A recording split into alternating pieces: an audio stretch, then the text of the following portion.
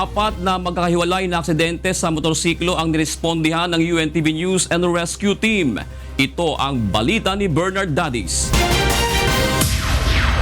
Tinulungan ng UNTV News and Rescue Team ang dalawang lalaking naaksidente sa MacArthur Highway, Barangay San Matias, Santo Tomas noong Sabado ng gabi.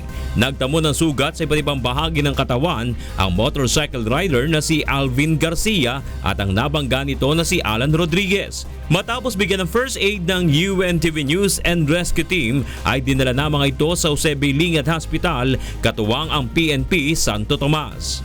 Makalipas ang halos isang oras ay nirespondihan naman ng grupo ang banggaan ng motorsiklo at kotse sa Barangay Balibago, Angeles City.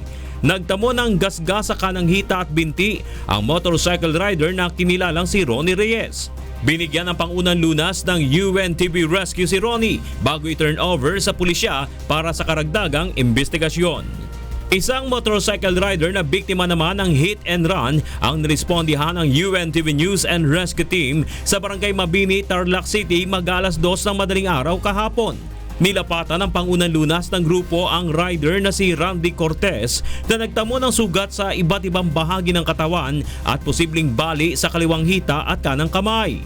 Ang Tarlac Provincial Disaster Risk Reduction and Management Council na ang nagatid kay Cortez sa Tarlac Provincial Hospital.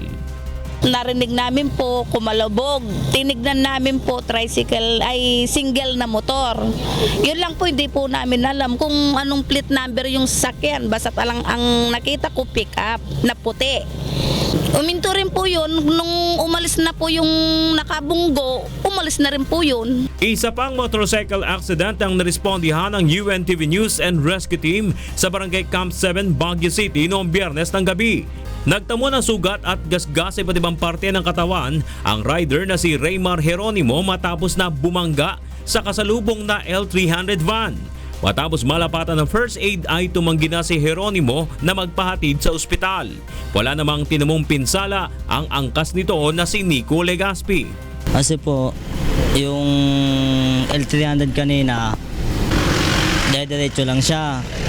Nag-overtake tong isa, naka-flasher na. Biglang flasher nung L300, bigla na siyang sinalpok nung motor kasi biglang pasok ng L300 po sa kanya.